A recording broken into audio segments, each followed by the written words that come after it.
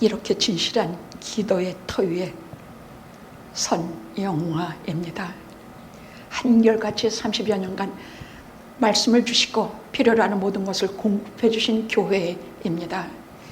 온갖 핍박과 마귀들의 장난이 수도 없이 엄습했지만 그거 다 걷더니 여기고 이 세상에서 드물게 승렬한 당신의 신부로 존재합니다.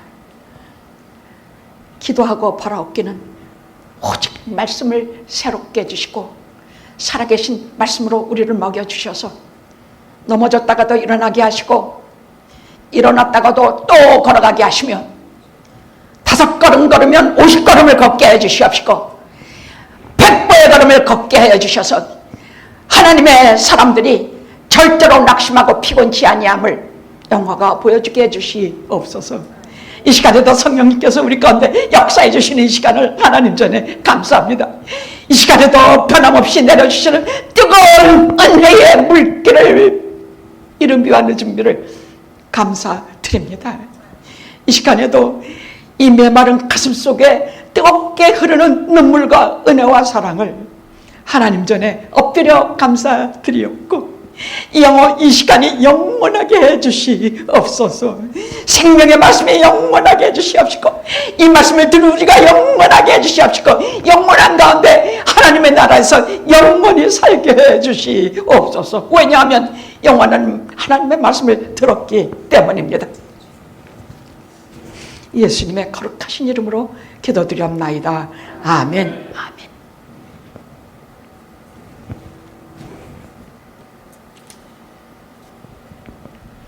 요셉은 꿈의 사람이었습니다. 꿈꾸는 사람이었습니다. 그 형제들이 비우느라고 야 저게 꿈꾸는 자가 온다 뭐 그런 게 아닙니다. 하나님께서 그에게 꿈을 주셨기 때문입니다. 아주 구체적인 꿈을 주셨는데 해와 달과 11별이 자기 별에게 절하는 꿈이요 11개의 곡식단이 자기에게 절하는 꿈이었습니다. 형님들, 아버지 들어보십시오. 이러이러한 꿈을 제가 꿨습니다. 그러니 형제들은 얼마나 꼴보기 싫었겠습니까? 가뜩이나 가장 사랑하는 여인 라헬에게서 얻은 아들이라 또 노년에 얻은 아들이라 야곱이 이 아들에게 많은 채색 옷을 입히고 이 아들 하나만 있는 것처럼 극진히 생명처럼 사랑하는데 부모만 그런 것이 아니라 하나님께서 그렇게 특별히 요셉을 사랑하셨습니다.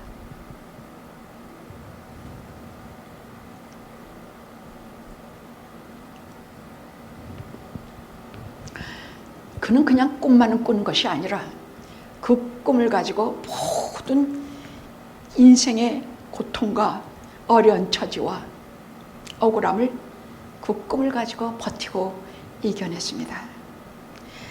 17살에 형들에게 팔려서 애굽에 종으로 팔려갔을 때에도 그는 그 꿈을 곡식 11달 해와 달과 별이 자기에게 꾸는 꿈을 꼭 가슴에 끌어안고 하나님의 하자도 들을 수 없는 그 애굽 땅 속에서 30세가 될 때까지 감옥에 있건 종살이를 하건 어디에 있건 그는 절대로 하나님을 잊지 않았습니다. 왜? 그 꿈이 있으니까.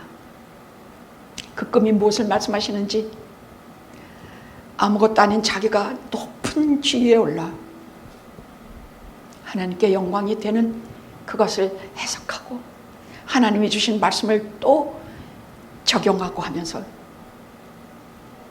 그 애굽 이방신이 우글우글하는 속에서 절대로 여호와 하나님 신앙을 잊은 적이 없었습니다. 하나님의 사람들은 환경에 지배당하지 않아요. 아무리 누르고 눌러도 하나님께 대한 경배와 감사와 그 영광 돌림을 잊지 않아요. 저는 우리 영화가 정말 그랬으면 좋겠어요. 절에 가면 절 속에서 유일하게 빛나는 하나님의 사람이 되기를 기도하고, 이방인 무리 속에 섞이면 그 이방인 무리 속에 유일하게 하나님을 섬기는 사람의 빛이 넘치기를 기도합니다. 다 똑같으면 어떡해? 절에 가 있는데 절의 사람들과 다 똑같아 보이면 어떡하느냐고.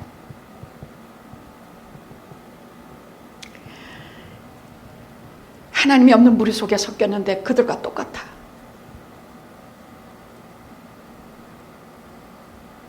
뭐가 달라야 되느냐? 그 얘기 할게요. 우리는 뭐가 달라야 할까?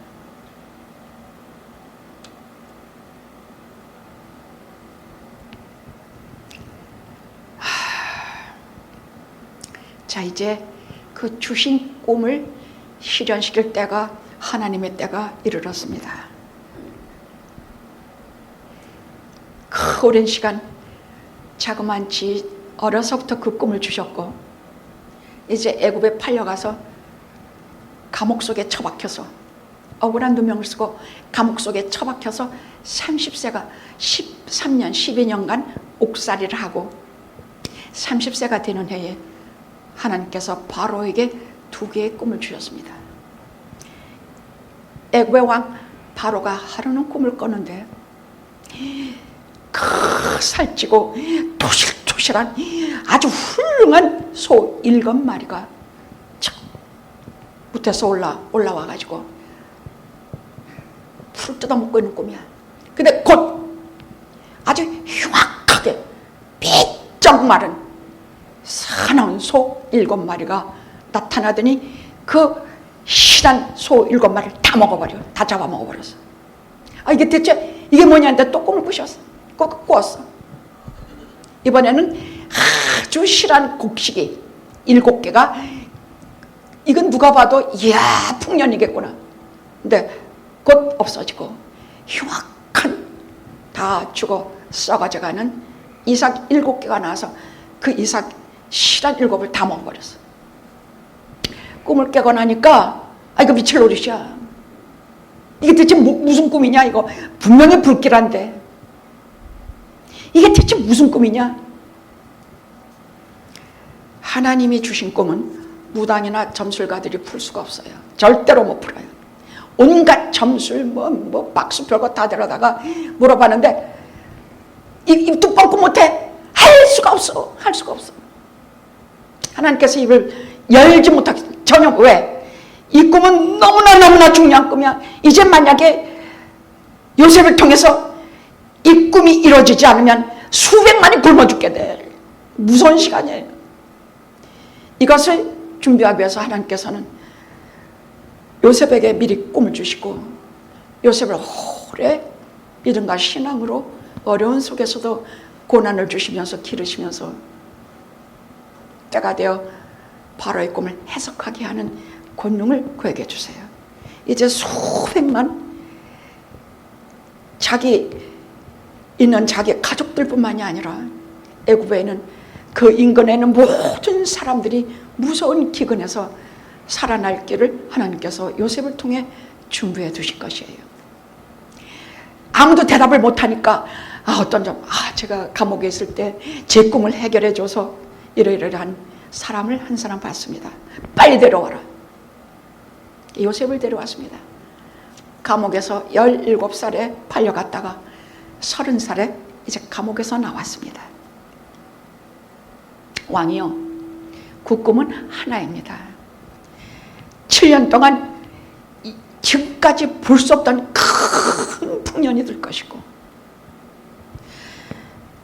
또 7년 동안 지금까지 볼 수 없는 무시무시한 흉년이 뒤덮여서 수많은 사람이 굶어 죽을 것입니다. 그럼 어찌해야 되겠습니까? 어찌해야 되겠느냐? 그래서 하나님께서 일러주신 대로, 하나님께서 이에게 꿈을 주셨으면 그에게 대비할 길도 주신 사람입니다. 하나님의 꿈은 그것이 중요한 것입니다. 아무도 해결할 길이 없는 것에 대답을 주십니다. 그래서 어떻게 라일라 풍년이 들 때 큰 곡식 창고들을 각 도마다 시마다 세워서 거기에다가 무지 곡식을 준비해 두십시오. 그냥 준비하는 것이 아니라 백성들의 그만 값을 받으시고 주시고 그에게 내리시고 곡식을 준비해 두십시오. 아 그래, 너밖에는 그 일을 감당할 사람이 없다는 걸 바로가 바보입니까? 그래서 그 즉시로 애굽의 총리를 삼고 어떻게 했습니까? 제일 먼저 한 것을 보면서 전 웃음이 났습니다. 옷을 막 세마포 최고 옷을 입고 목에다가 금사슬을 걸게 하고 요즘 벤츠가 제일 좋아요? 무슨 차가 제일 좋아요? 뭔지 몰라. 이건 한국 사람들은 벤츠랑 최고 아닙니까?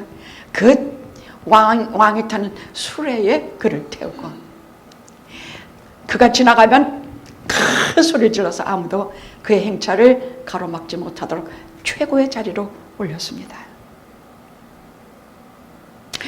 여러분, 하나님께서 때에 따라서 우리를 복 주실 때는요 이렇게 주세요. 그냥 우선은 구원을 먼저 주세요. 남도 구원하게 하신 능력도 주세요. 그리고 우리에게 말씀을 주세요.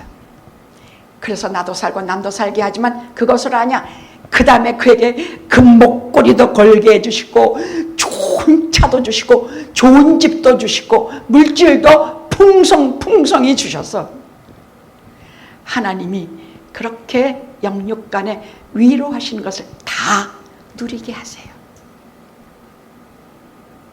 맨날 예수 믿는 사람이 가난하고, 물론 나누어 주느라고 가난해 줄 수는 있지만 그렇다고 내 먹을 것까지 다 없어지는 법이 없어요. 하나님의 일은 그래요. 항상 내 먹을 것에는 기름이 떨어지지 않고 밀가루 반죽 요만큼이 끊어지지 않게 하세요. 그것이 하나님의 자녀의 특징입니다. 그런데 왜 하나님께서 이렇게 하시는가? 요셉은요 너무 사랑받는 자리, 최고의 자리에서 하루아침에 떨어져서 죄수, 노예, 온갖 수고와 눈물과 노동과 배신과 쓰라린 것으로 겪은 사람이야. 자기 자존심과 이것은 다 없어져 버렸어. 노예처럼 살면서 하도 부림받고 종으로 해서 이제 내 이 감옥에서 다시 나갈 날이 있을까? 감옥 속에서 아무리 하나님께 대한 신앙을 갖고 있는 사람이라 할지라도 얼마나 마음 아파하고 눈물 흘리고, 그러나 절대 내색을 안 하는 사람입니다. 그는 기록 보십시오. 절대 내색 안 해요. 거의 예수 그리스도의 모형과 같아요. 그러나 그 속에는 그 쓰라리고 아픈 상처를 도저히 잊을 길이 없는, 말 그대로 상처 많은 사람이 되어버렸습니다. 근데 하나님께서는 그 상처, 그 자존감의 결렬을 이렇게 많이 만들어주세요. 우선 여러분, 아무리 돈 없고 뭐 없다 하더라도 잡아내가지고 목욕시키고 좋은 옷 입히고 좋은 차 태우고 좋은 집 줘보세요. 아니, 사람이 사람인 거로 그는 다시 자존감을 회복하고 그래도 내가 쓸만하구나, 이런 마음을 품게 돼요. 집에 먹을 것도 없고 바닥바닥 긁어야 아무것도 없는다면, 자존감도 없을 때 하나님께서는 그 집에 영원히 마르고 닿지 않은 기름을 부어주시고 밀가루를 부어주셔서 하나님의 사람은 이렇게 살 수 있구나 하는 자존감을 주세요. 우선 그것부터 세워주셔서 우리가 하나님의 자녀로서 남들이 나를 어떻게 보느냐가 아니라 내가 나를 어떻게 보느냐, 아주 하나님께서 눈높이에 우리를 세워주신 것, 반드시 그런 때가 올 것이니 여러분 어떤 경우에도 낙심하지 마십시오. 언젠가 본 영화인데 뉴욕의 최고 깽단의 우두머리입니다. 이 사람들은 깽단, 미국 영화는요 깽단들도 굉장히 코미디 같아요. 그는 아침마다 꼭 길거리 한 거리에서 꽃을 파는 노파에게 장미꽃 한 송이를 사.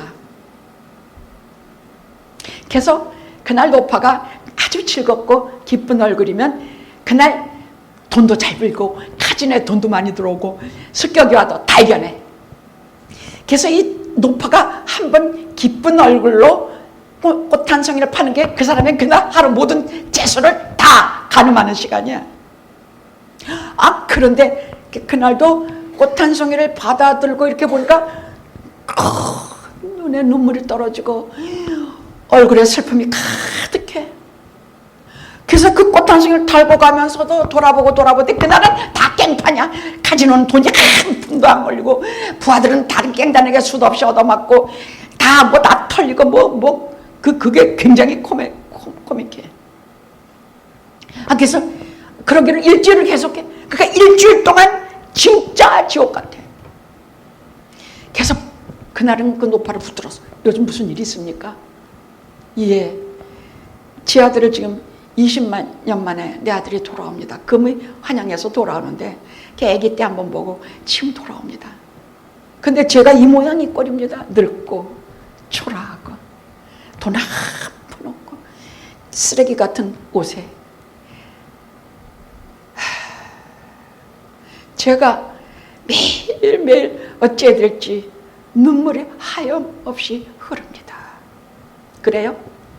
부하들 20명 불러서 할머니를 아예 업고 떠매고 가서 씻기고 분칠하고 마사지 시키고 옷을 최고로 뉴욕에서 최고의 디자이너로 입히고 머리를 아름답게 만들고 하여간 너희들이 할 수 있는 모든 방법을 통해서 세마포 옷을 입히고 벤츠 태우고 금사슬 목에 걸고 뭐하고 이게 사람을 새롭게 만드는 외부를 꾸미는 일이 기본이에요. 아무리 기분이 우울했다가도 옷을 좀 여러분 싹 한번 모양 있게 한번 입고 나가보세요. 립스틱 새빨게 바르고 한번 나가보세요. 기분이 확 달라져요. 그래요 안 그래요? 그래요. 기분이 우울하다고 그냥 회색 옷에 남자들이 입는 늘어진 운동화 같은 거 이런 거 하나 입고 그러고 나가보세요. 되는 일 하나도 없어요. 막 모양 내고 막 세마포 옷 입고 그냥 막 목걸이 걸고 막 그러고 가보십시오. 기분이 달라져요. 자존감을 세워주지요. 그래서 할머니가 아니 이렇게 나타나니까 그 깽단 두목도 못 알아봤어. 그때 아마 요셉이 그 모양이지 않을까 싶었어요. 너무 황홀하게 아름다워져가지고 그때부터 매일매일 이 깽두목이 돈을 얼마나 버는지 몰라요. 기독교적이진 않습니다만은 아니 뭐 기독교에만 돈 벌란 법이 있습니까? 하나님의 일반 은총이라는 것이 있어요. 해와 비를 주시고 이 모든 것을 주셔서 일반 사람도 똑똑하면 잘 벌어먹고 살게 만드셨습니다. 그게 일반 은총이에요. 특별 은총은 달라요. 예수 그리스도 안에서 매는 복음의 관계예요. 우리는 그것을 알기 때문에 물질에 그렇게 목매달지 않아. 벤츠 탄다고 건방져지지 않고 좋은 옷 좋은 집 뭐가 생긴다 해도 늘 하나님 앞에 겸손한 마음이 잃지 않아. 요셉이 어땠겠습니까?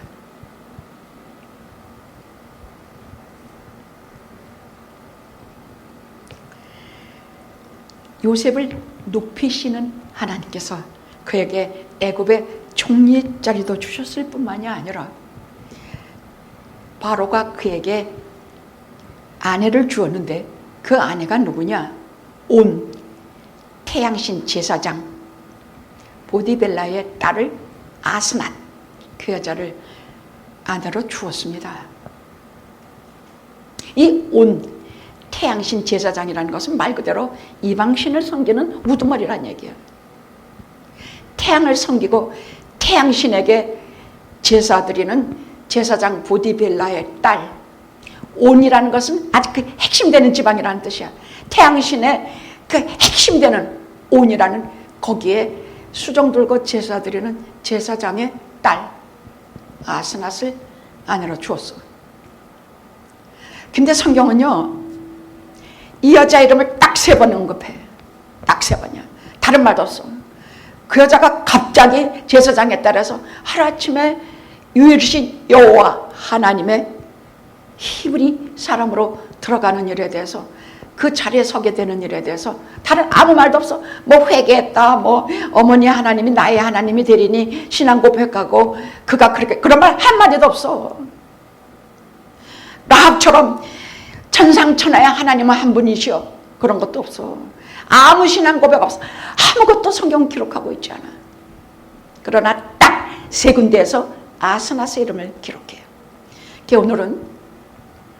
오늘 본문에 나오는 세 사람의 이름을 여러분에게 들려드리면서, 그들을 통해서 여러분에게 복 주시고 여러분에게 오늘 주시고자 하시는 하나님의 살아계신 말씀을 오늘 전하려고 그래요.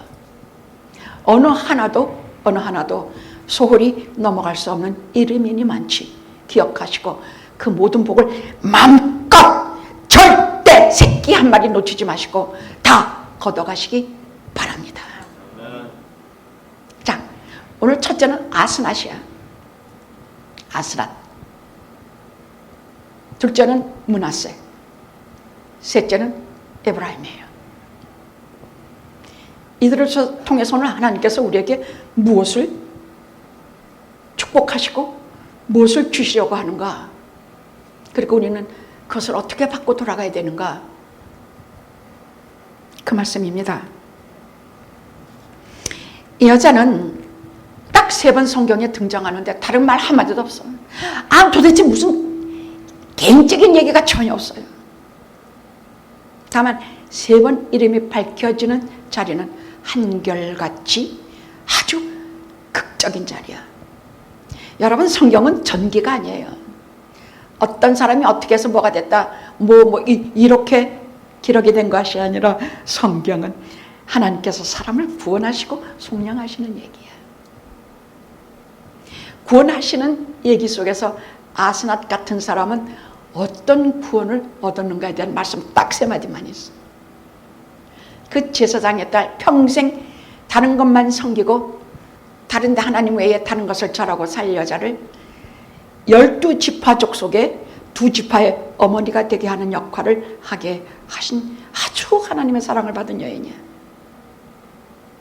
복 많은 여인이야.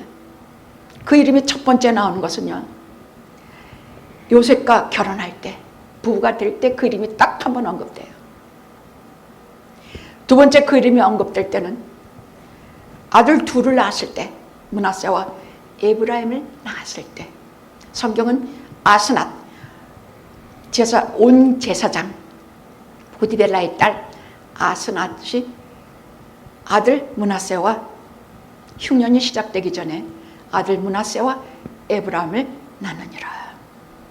그게 두 번째 언급이고, 세 번째는 이제 애굽 땅에서, 이제 가나안 땅에서 드디어 아들이 살아있다는 연락을 듣고 야곱의 식구 70명 내지 75명이 전부 애굽으로 떠날 때, 하나님, 제가 여기 이렇게 떠나도 되겠습니까?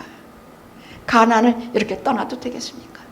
여기에서 제게 해주셨던 모든 은혜와 모든 저를 하나님의 사람으로 만드시고 우리에게 현실적으로 복을 주신 이 자리를 떠나도 되겠습니까?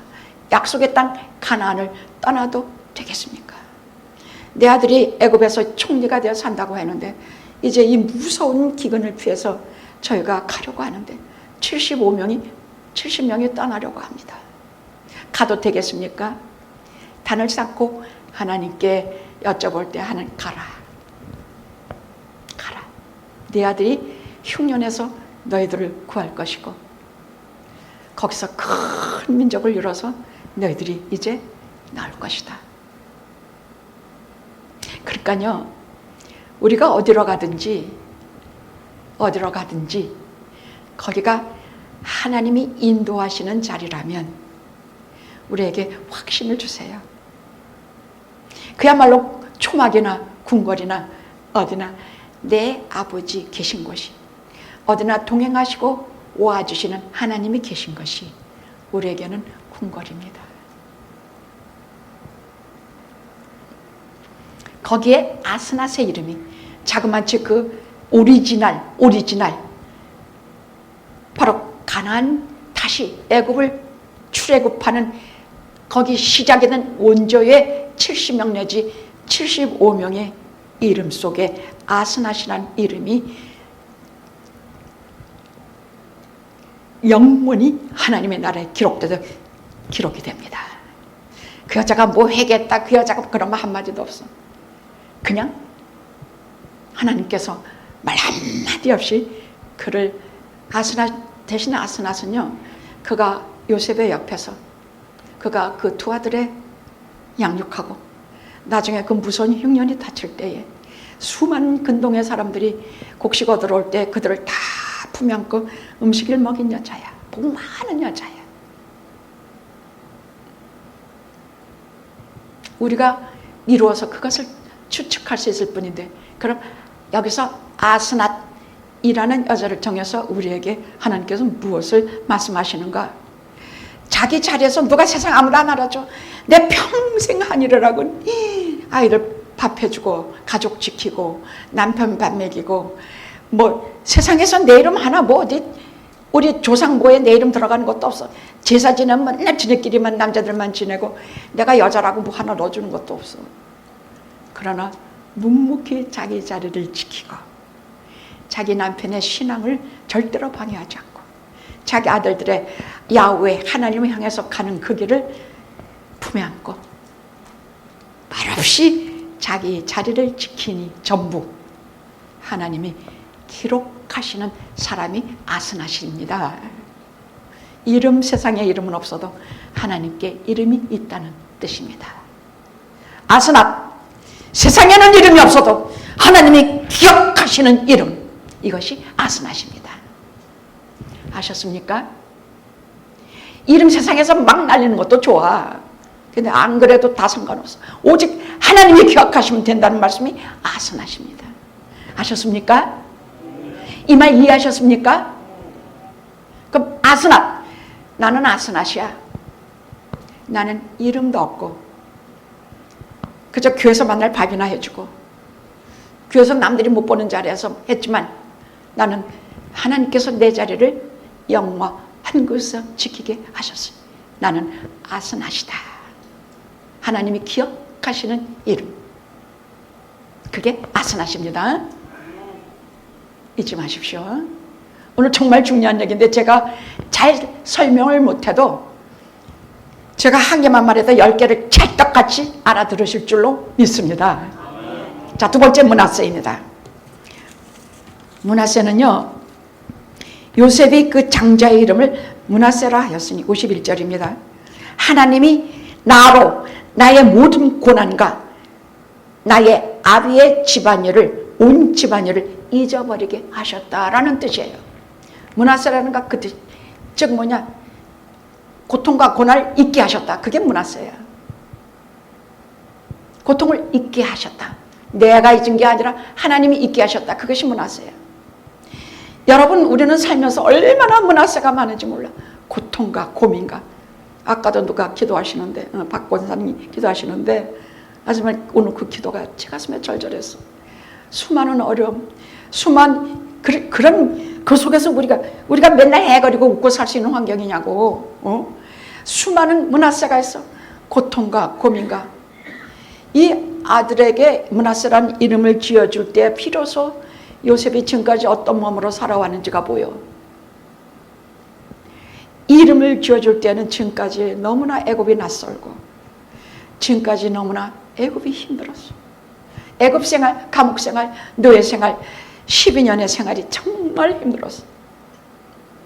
형들의 배신과 거기에서 또 가는 데마다 생기는 배신이 견딜 수가 없이 힘들었어. 그러나 하나님께서 내가 잊은 것이 아니라 나를 잊게 하셨다. 이게 므낫세는 뭐냐? 우리에게 수많은 므낫세, 고통, 고민, 도저히 잊을 길이 없는 아픔. 므낫세가 수많은 고통을 잊게 하셨다. 즉 므낫세, 아스낫이 세상 기억 못해도 하나님은 나를 기억하신다. 그것이 아스낫이라면 므낫세는 내 고통을 잊게 하신다 하는 것이 므낫세예요. 므낫세는 뭐라고요? 요셉의 아들이지만 우리 고통을 잊게 하시는 이름을 므낫세라 오늘 주셨습니다. 그냥 요셉의 아들이라 생각하지 마시고 내 고통과 수고와 어려움을 잊게 하시는 하나님 므낫세, 그렇게 여러분은 좀 고상하게 신앙으로 말씀하시면 참 좋겠습니다.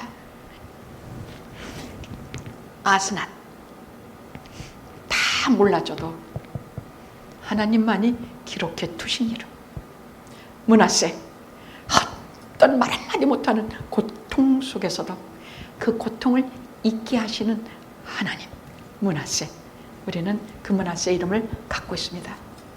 그럼 두 번째 아들 에브라임은 어떠냐? 에브라임의 뜻은 52절에 나옵니다. 하나님이 나로 나의 수고한 땅에서 창성하게 하셨다. 그게 그 뜻이야. 만약에 므낫세 이름만 가졌다면 그걸로 끝났을 것이야. 비워지고 없어지고 잊어진 것만으로 끝났을 것이야. 그러나 여기서 창성하게, 에브라임 그럼 창성하게 하셨다야. 므낫세 그럼 잊게 하셨다고. 에브라임 그럼 창성하게 하셨다야. 므낫세는 고통을 잊게 하셨다. 에브라임은 창성하게 하셨다. 그 뜻인데 그보다 더 중요한 단어가 바로 그 앞이야. 내가 수고한 땅에서, 내가 고생한 땅에서, 내가 눈물 흘리고 아파하고 고통당한 거기에서 나를 창성하게 하셨다는 뜻이 에브라임이야. 아셨습니까? 아셨습니까? 어디 저 먼 곳에 가서 갑자기 뭐 그런 거 아니야? 내가 눈물 흘린 땅에서, 내가 수고한 땅에서 창성하게 하셨다. 하나님이요, 영어해 주신 말씀이란 제가 그리 받겠습니다.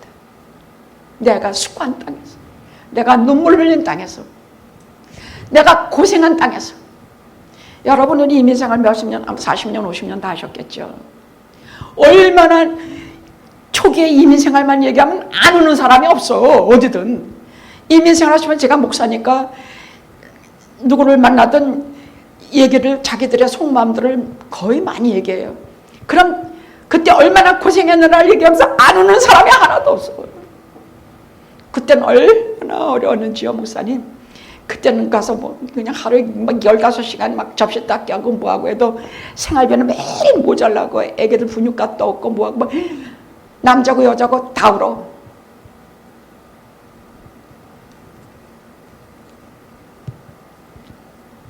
번성하다보다 더 중요한 것은 내가 눈물 흘린 땅에서 나를 번성하게 하셨다. 할렐루야, 할렐루야.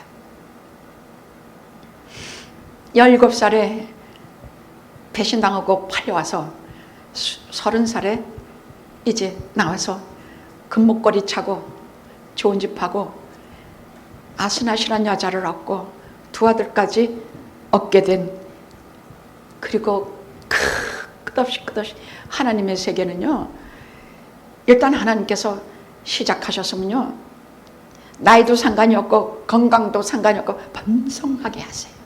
에브라임이요, 여러분께서 서로 말씀을 하실 때 나는 므낫세였지만 나를 그 눈물의 땅에서 번성하게 하셨다. 에브라임 스토리가 또 있다. 여기까지 우리 하셔야 합니다. 아셨죠? 아스낫부터 므낫세로부터 에브라임까지 우리 잊으면 안 됩니다. 나를 눈물 흘린 그 땅에서, 고생한 그 땅에서 창성하게 하셨다. 아셨죠? 우리 므낫세를 잊어서도 안 되고 에브라임을 잊어서도 안 됩니다.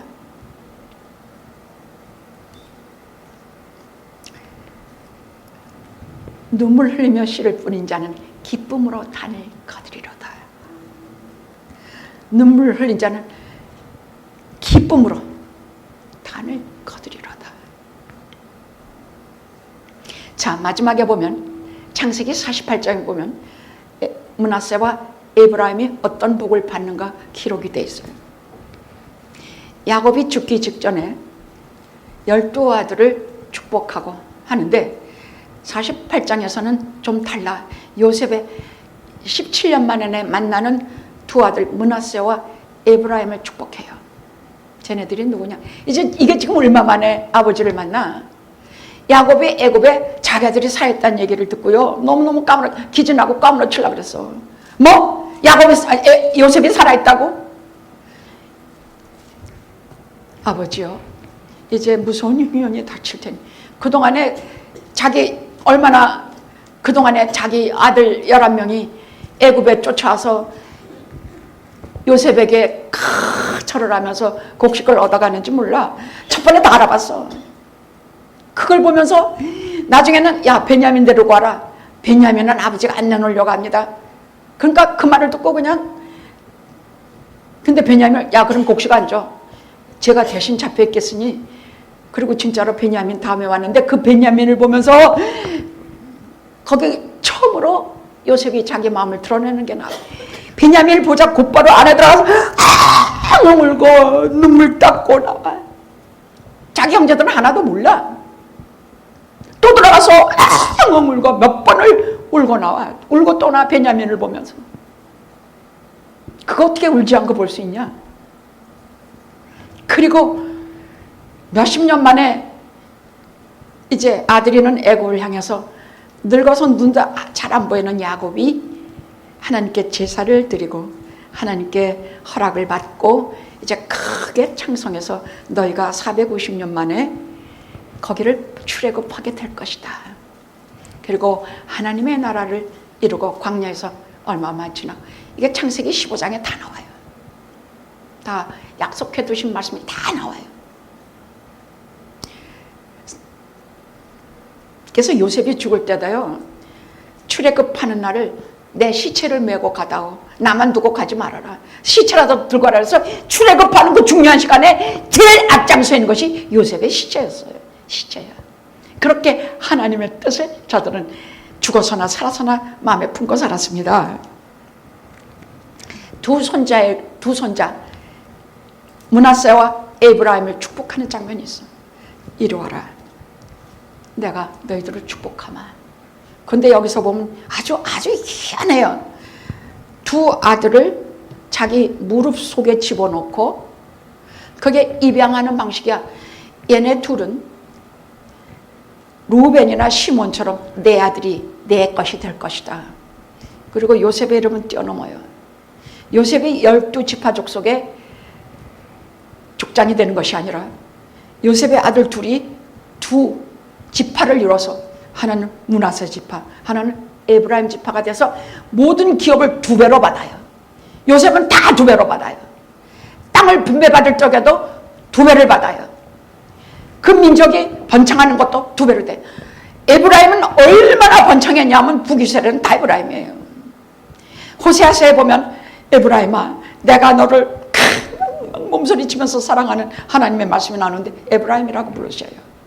그런데 이제 왜 요셉의 아들인데도 왜 입양을 하느냐? 왜 그냥 하나님의 백성으로 들어오면 되는데 지금 이들은요 다 애굽에서 자란 아들이야. 애굽에서 태어나고 애굽의 그 태양신 속에서 성장하고 애굽의 것을 아주 치장을 낸 사람들이야. 그러나 다 버려. 애굽이고 나발이고 다 버려. 오직 이 백성과 같이 광야로 나가 어디든지 가. 여기에 들어오기 위한 신앙의 공동체로 들어오기 위한 입양이야.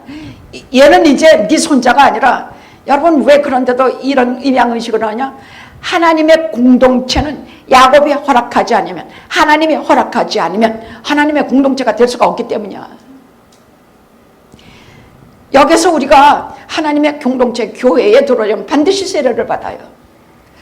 우리는 한국 사람들은 이게서 우리는 유아 세례가 많지가 않고 므낫세와 에브라임처럼 성장해서 세례받는 사람이 많아요. 그게 한국교회 특징이에요. 그런데 다른 서구사에서는 유아 세례를 거의 유아 세례 받아. 그래서 이들은 아예 루벤이나 시몬처럼 하나님의 공동체에 속한 사람이 아예 어려서부터 돼요. 제가 그래요. 전 아예 어려서부터 유아 세례 받았으니까. 전 아예 그때부터 공동체에 속해요. 이 허락이 떨어져야만. 지금 세례를 받는 거랑 똑같아. 지금 야곱에게서 세례를 받으면서 하나님의 공동체에 므낫세와 에브라임이 들어요. 그래서 이들은 이제 가나안 땅에 들어가서 이 기업도 2배로 받고, 그런데 지금 축복을 해주는데 요셉은 장자인 므낫세를 야곱의 오른손이 있는 앞에 앉히고 차자인 에브라임을 왼쪽 손이 있는 데 앉혔어요. 왜? 오른손은 하나님의 오른손은 베냐민 오른손. 이건 능력의 손이야. 하나님의 오른손 하면 그냥 말하면 최강이야. 그래서 베냐민이야. 그런데 아니 눈도 안 보이는 야곱이요, 손을 붙잡아 어긋나서 축복을 한단 말이야. 아버지여 그림하소서. 장자는 므낫세입니다. 왼손을 얻지 마시고 손을 이렇게 하면서 다시 오른손으로 므낫세의 머리에 함께 하래요. 나도 한다. 내 아들아 나도 한다. 그러나 아니다. 그러니까 에브라임이 신앙적인 영적인 장자란 얘기야. 므낫세는 아니야. 그 말은 무슨 말이냐? 고통과 상실이 우리에게 진짜가 아니라 그것을 반창하고 일으켜 세우는 하나님의 뜻이 우리에게 진짜라는 의미가 아닌가 싶어요. 제 생각엔 그래요. 응? 그래서 X차로 둘을 축복해요. 그리고 요셉은 2 분깃을 받는데 그 아들들이 12지파 족속에 이게 얼마나 중요한 얘기냐면요, 이 구약의 12지파와 신약의 12제자는요 하나님 나라의 기초석을 이루는 사람들. 천국에 가면 저들의 기초석이 있다 그래요. 그럼 우리 이름도 좀 하나 들어가면 얼마나 좋겠나. 하나님께서 허락하지 않으시면 우리는 안 돼. 우리는 그냥 천국에 들어가는 만도 감사히 알아야 돼. 뭘 잘한 게 있다고 천국 들어가는데 뭐 기초가 되게 해달라 뭐. 아이고 하나님 저그저 들어만 들어가게 해주셔서 하나님 감사합니다. 장로님이 어저께는 저보고 그래요. 나는 매일 회개해요. 언제 하나님께 가도 내가 죄 많은 몸으로 들어가지 않게 매일 회개합니다. 저희가 말이 없는 사람이에요. 근데 그렇게 말하니까 가슴이 띠끔해. 난 회개한 지가 언제 됐나 생각해봤어. 매일매일 기도 안 하는 날은 없어. 그러나 매일매일 회개하는 기도를 내가 언제 했나 싶어. 회개 기도를 언제 했나 싶어. 저렇게 신앙의 어른들을 우리가 좀 많이 배웁시다. 우리 김현웅 장로님 대표 기도하실 때는 항상 회개 기도를 먼저 하세요. 신앙의 어른들은 늘 회개해요. 난 모자랐다고 회개도 그렇게 오랫동안 안 하고 이러고 뻗치고 사는지 몰라. 저는 절대 굴하지 않는, 그래서 아마 회개하면 내가 약해진다고 생각하나? 그건 아니겠지. 너희들은 매일매일 주여 제발을 시키지 못합니다. 그럼 넌 나하고 상관이 없다.